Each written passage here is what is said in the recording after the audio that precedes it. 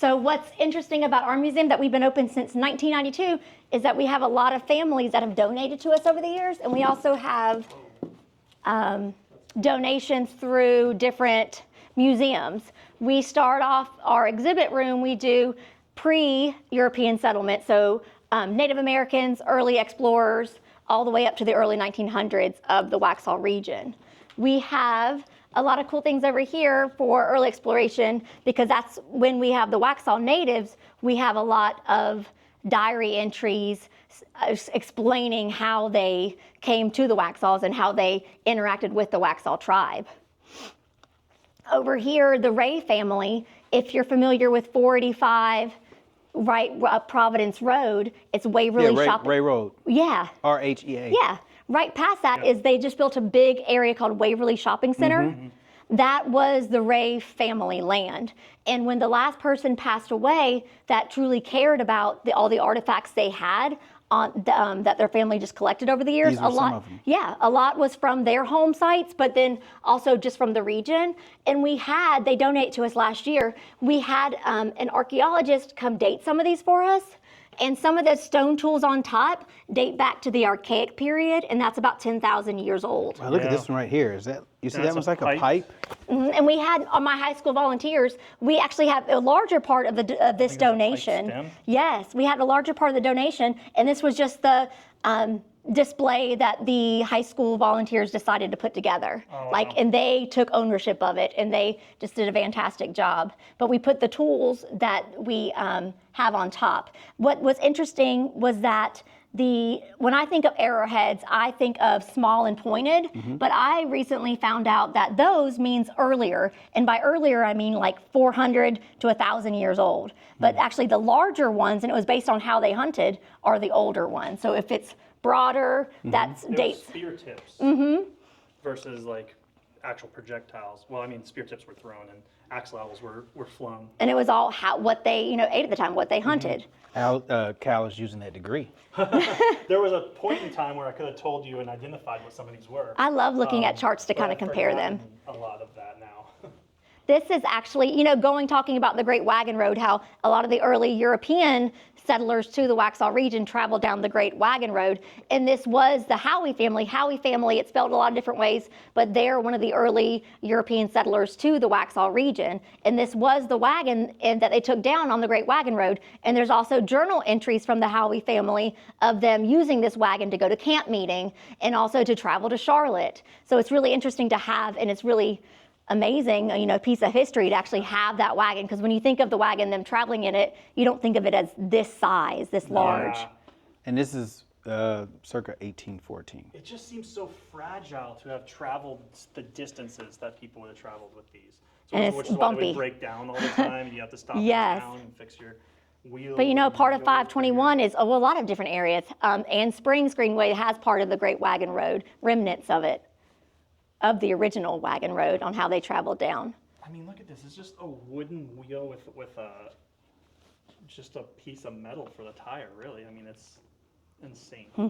Do you think it'll be a bumpy ride or? No sleeping. Yeah. I probably personally would have made it a third of the way and then died of dysentery. Oregon Trail. And this is our Beaufort's Massacre display, what we have, which is the Battle of the Waxhaws. It's the Battle of the Waxhaws, and it was only 10 minutes from here, and that's why people don't think it's Waxhaw. It's actually South Carolina, where it is right now, but you got to remember the Waxhaw settlement, the Waxhaw region was such a large area. The town of Waxhaw wasn't until the late 1800s. So the Battle of the Waxhaws is also called Beaufort's Massacre because so many people died in that short amount of time that it's a massacre is what it was known as. And we actually have some of the artifacts from the battlefield. The musket ball. This is a replica, but this is what the British... When you say the battlefield, those musket balls were just found right out here? No, not here, because the battle happened at the battlefield's actually 10 minutes from here. Oh, that's right. You just reenacting it out here. Yep. And if you ever been there or if you just look online, they built a monument where they buried all those mass graves. They just buried everyone that passed away, and they put a lot of rocks. And then in the mid-1800s, they built this tall, looks like a gravestone monument around where everyone's buried. And this is a picture of the battle, like where they all were all located. Now, as it relates to the Waxhaw, the indigenous folks, is there any mass grave for where they may be? No, and a lot of people know, like, even on my parents' land, like, you think that we still don't know how the Waxhaw natives buried their dead. And so, like, you would think the Catawba, they would maybe build mounds. And so you would see some of these structures, like, was it natural? So we don't know. Like, there's a lot of, like, lore and people like, oh, I have an Native American burial ground. But there's no one knows for sure. There was a lot of that in Florida, too, where I'm from. Every time there's a little hill, you'd be like, oh. Yes.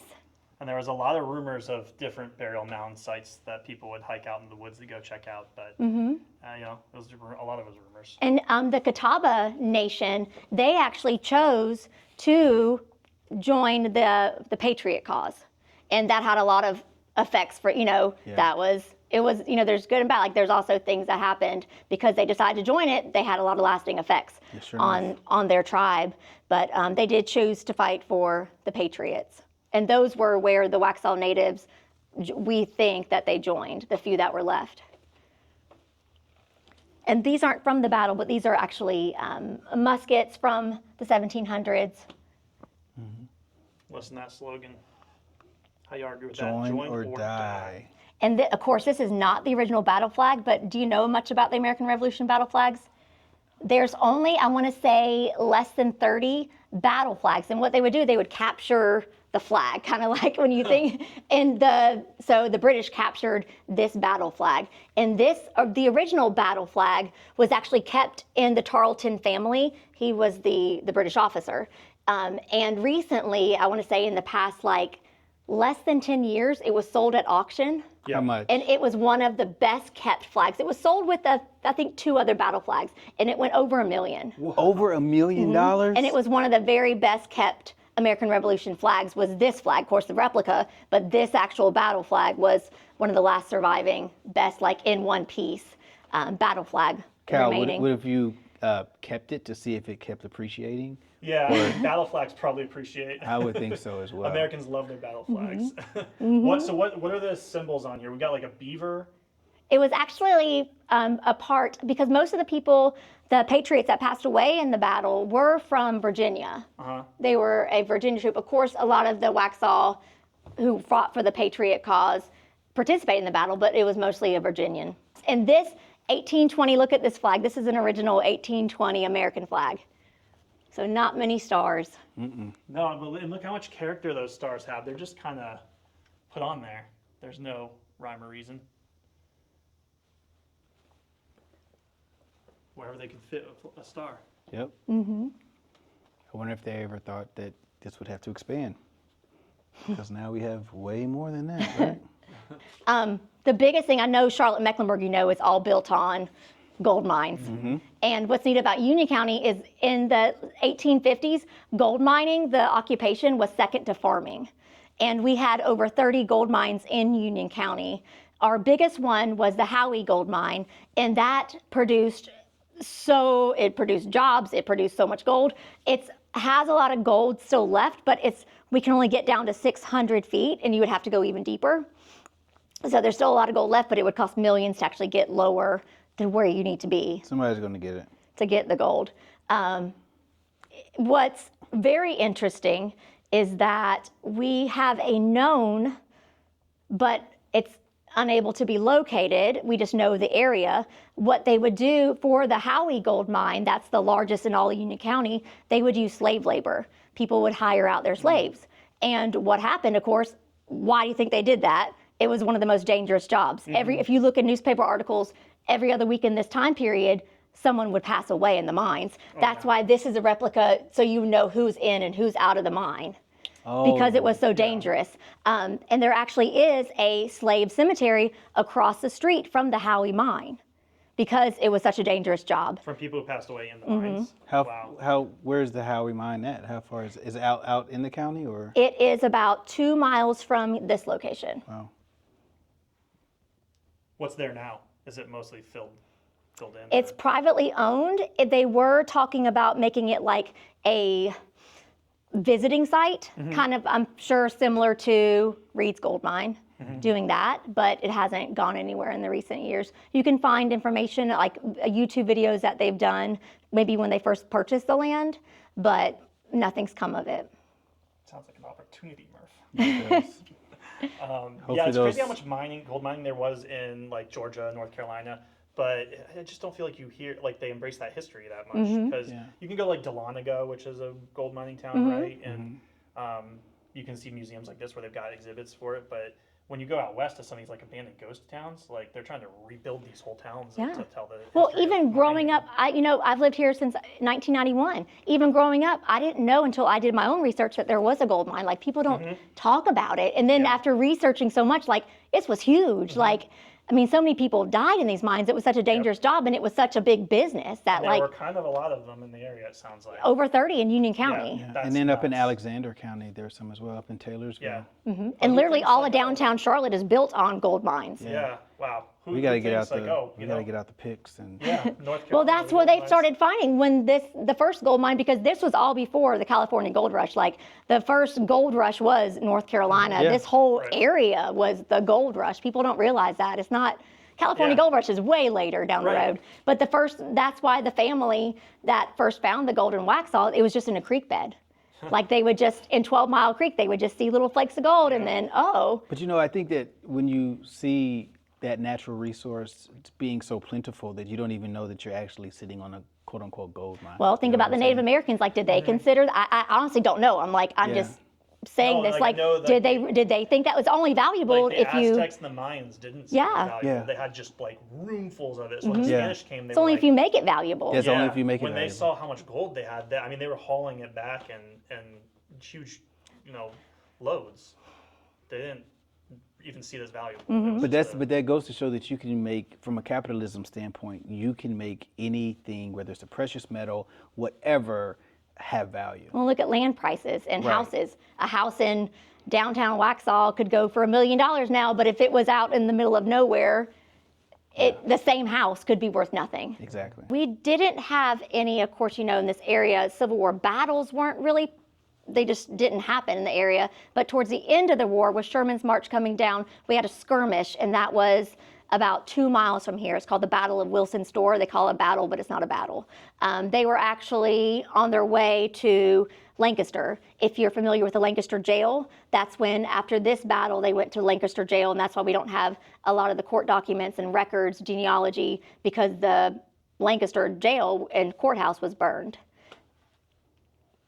And we don't have any artifacts from the skirmish. I think there's only like 3 deaths in the skirmish.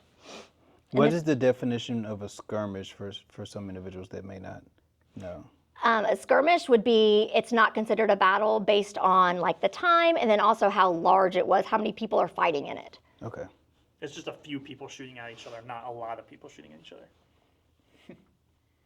So they were only coming through, like troops weren't coming through until the very end of the war was when it was in Union County. But it did affect Union County just because we had over 1,000 people fight in the Civil War. So about every family was affected in one way or another. We just don't think of Union County as Civil War battles fought or it affecting Union County. So this is the Nevin Price Company. It was one of the historic buildings in downtown Waxhaw. It was a business. And when it went out of business, when they renovated it, we received a lot of their records, everything they had in the building. And this was actually from the 1920s. We received, it's a billfold, like a wallet, full of the business owner's personal items relating to his business. So we talked about the Waxhaw Bank and Trust Company. Oh, cool. A check. From For $126. 24. Hey, look at what's missing from that check, Murph. There's no account number on it. No, there isn't. And look, they changed it to Lancaster, South Carolina. Yeah. And they changed it to Farmer. You could just do whatever you want. Yeah. I'm going to change it to 126,000. Let's do that. But when we went through here, this is that Waxhaw Furniture Company, dealers in furniture and house furnishings, coffins, caskets, etc. Oh, wow. Yep, there it is. Coffins, caskets, and etc. Say that really fast. 1923. You can say it one time. This was their inventory from 1923. Oh, wow. Well, 1922, and it was dated That's 1923. $7,759.90. Wow. How much were caskets going for back then? So where are we at? So this is where I feel like we've walked the Green Mile. Yes, this is where they would hold the Listen and Remembers play, you know, decades ago. And so that would be their concession stand back in the day. And this coming up. That red building? Yeah, that's the concession stand. And that was one of the buildings too for the play. They would have a big outside amphitheater. You can see there's lighting. Oh, yeah. And lighting right there. See over to your left? Oh yeah. Yeah. Out in the woods? Mm-hmm. What? It would be the thing to do in the summer. They would host it for a couple weeks and everyone would come out. When we first moved here, I remember coming my first summer here. We would come watch the Listen and Remember play. Man. And so this is the Sweet Home Post Office. It's the oldest post office in Union County. Where it was located was off Potter Road. And about 20 years ago, they sold the land and they were going to build a neighborhood. So for years, you would just see this structure in the middle of an open field where they cleared all the trees. And we raised enough money to have it moved to the site. Is it So it's stable not- enough for us to go inside? You definitely can. We don't really, I show for guided tours, I'll take Yeah. it, but we don't really display it because we haven't made it structurally sound for visitors. Okay, so you're saying that we shouldn't? You can. Can we? Okay. Are you brave? Yeah. Yeah. But then you have Cal, people have that at bring it. in, All right. there's a dummy in there. Someone moved a dummy in there. You have a lot of unwanted visitors. You hadn't been in yet. No, I didn't say yet. Wait till you get in there, I'll say it again. But like someone moves like a dummy in there. So you'll see some random things. I'm good. Yeah. Come on, you're supposed to be my hero. right. You're supposed to live up. All right. Go. All right, I'll do it. This is definitely more stable than some of the buildings we've been in. Oh, we'll see. Oh, yeah. Oh, I can do this. Because we were in a building a couple of weeks ago and it was just not stable. Well, it was part of the Underground just Railroad. not as, no way. Oh, yeah. Not as structurally sound as what you'd want paying visitors to come see. Structurally Yeah, sound. that one I was really afraid I was going to ruin their house by falling through the floors. But you got to think of their post office. They would also live out of the post office. And there's documents where the postmaster, he would take the mail to church every Sunday. And so people would be looking for their mail. And so this was built in the 1830s. And this was the postmaster's house. And if you He see was on living good. Yes, if you see on the outside, there's actually stairs on the outside. Yeah, I did see that. So the roof extended out further. Feels pretty good in here too. And since it was at, such a high traffic area, you'd have everyone visiting. And I have pictures I'll share with you too of people in front of it from the 1800s Really? of this house. Yeah. So can we go upstairs? You're the one saying that? Yeah, I'm asking. yeah, you might be up there by yourself. But you can't- Well, you don't want to go, Kyle? I mean, if I It's fall just a here, flat thing. No, it's really neat. All my high school volunteers went up and took pictures for me this summer. Just Your go high up. school volunteers weigh about like half what I do. All right. You got the camera, my man. Don't hit your head. Whoa. Very open here. Oh, man. Sweet. Don't come over here. No. And there is a terrible rat behind you. A squirrel. Look. I You see see it? it. I don't know if we can show that on YouTube. Try it. All right. This guy Oh, you weren't joking. No. has seen better days. R.I.P. little buddy. In the 1800s, especially around that time, there was a lot of businesses. The postmaster's house would be your gathering point. Yeah. This would And be the the party closest spot. town was Monroe or Charlotte at that time. This would be the party spot. So everyone would pull up on their horses about right here, right? Yeah. Go hang out at the post office. Get their mail, get the news. And since it was on the main traveling road, that's where all the news would come through. Thanks for watching Hometown Chronicles USA. Thanks for joining us in Waxhaw, North Carolina. Please follow us on Museum of the Waxhaws Facebook page and Waxhaws History Facebook page to learn more about Waxhaw. And you can follow Hometown Chronicles USA by liking this video and subscribing to our channel. We'll see you on the next one.